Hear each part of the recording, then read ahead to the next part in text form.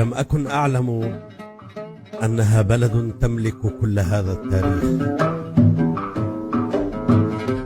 هناك في منطقة القرن الإفريقي في شرق إفريقيا، حيث المناخ الصحراوي الجاف تصحبه حرارة الصيف الملتهبة، تقع دولة مترامية الأطراف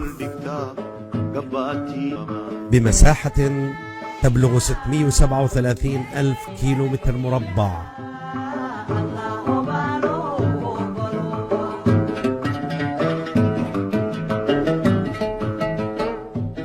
ستصدم أنك لا تعرف عن تاريخ هذا البلد ما سوف تسمع الآن.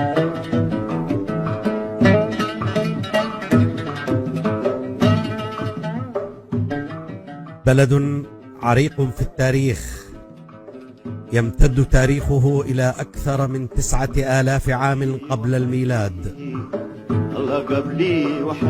يحدها خليج عدن من الشمال، وتطل على مدخل البحر الأحمر، ويحدها المحيط الهندي من الشرق.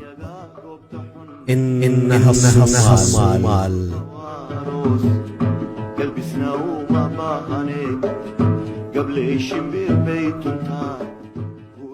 كانت تربطها علاقات وثيقة مع مصر الفرعونية، والدليل على ذلك التكوينات الهرمية والمعابد والمباني التي تم بناؤها بالجرانيت والرخام،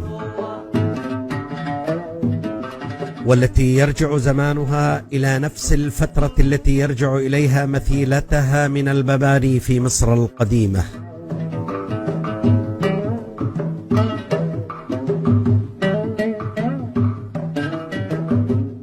هناك في كهوف الاسكيلي شمال غرب الصومال ما زالت رسومات الرعي شاخصة منذ آلاف السنين، خطوطها واضحة المعالم لتدل على أن هذا البلد ضارب جذوره في التاريخ، له قواعد راسية في عمق التاريخ، على عكس ما عرف عنه خلال الحرب الأهلية التي أنهكته، وخلال فترة القرصنة التي شوهت صورته.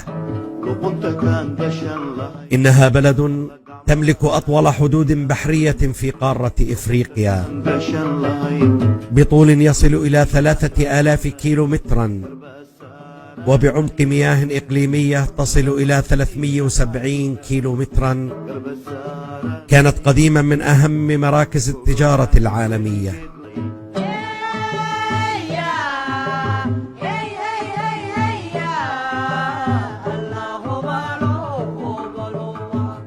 وكذلك سلطنة عدن التي كان قائدها الإمام أحمد بن إبراهيم الغازي الملقب بالفاتح، هو أول عسكري أفريقي يستخدم المدفعية العسكرية على مدار التاريخ، وذلك خلال حربه ضد إمبراطورية الحبشة في الفترة الممتدة ما بين عام 1529 وحتى عام 1543.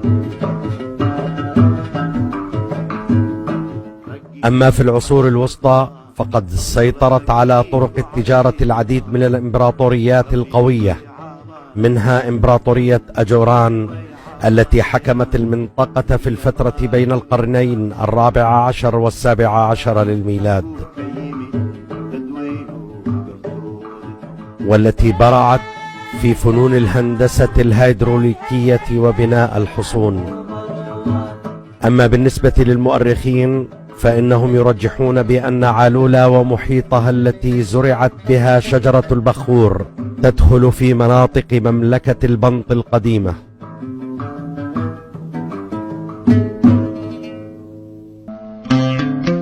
أما حكام سلطنة غيلدي من أسرة غوبرون، والتي أرغمت سيطرتهم العسكرية حكام مدينة لامو من سلاطين الإمبراطورية العثمانية على دفع الجزية للسلطان الصومالي أحمد يوسف رابع سلاطين أسرة غوبرون، والذي حكم في الفترة الممتدة بين عامي 1848 و 1878. تحكمت الصومال في تجارة الذهب في منطقة شرق إفريقيا لقرون طويلة. كانت الصومال تشتهر بتجارة البخور واللبان ونبات المر والتوابل. خاضت الصومال أطول حروب المقاومة ضد الاستعمار في التاريخ. تمكنت دولة الدراويش من صد هجوم الإمبراطورية البريطانية 4 مرات متتالية، وأجبرتها على الانسحاب نحو الساحل. لم تستطع بريطانيا هزم دولة الدراويش إلا عام 1920 عندما استخدمت الطائرات لقصف تاليح عاصمة دولة الدراويش آنذاك. ومع ميلاد الإسلام على الجهة المقابلة لسواحل الصومال، فقد دخل أغلبية الشعب الصومالي إلى الإسلام سلميا.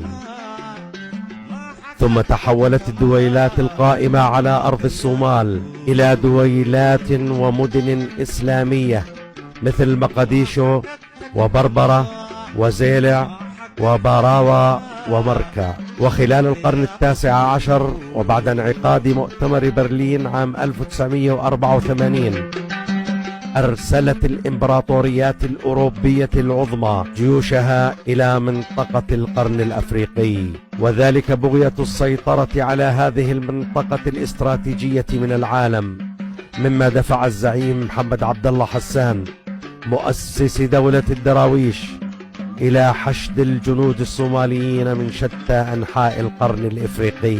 وأعلنت في ذلك بداية واحدة من أطول حروب المقاومة ضد الاستعمار على مدار التاريخ.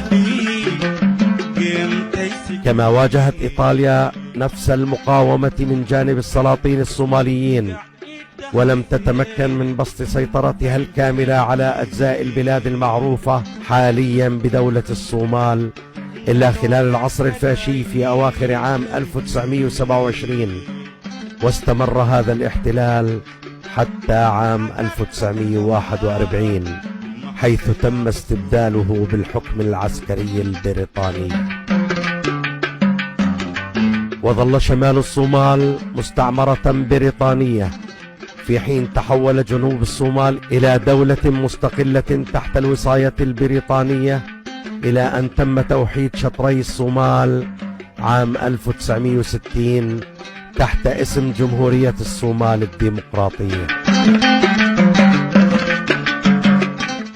أما اللغة الصومالية فهي اللغة الرسمية للبلاد، وهي إحدى اللغات الكوشية التي هي بالتبعية فرع من فروع اللغات الأفريقية الآسيوية.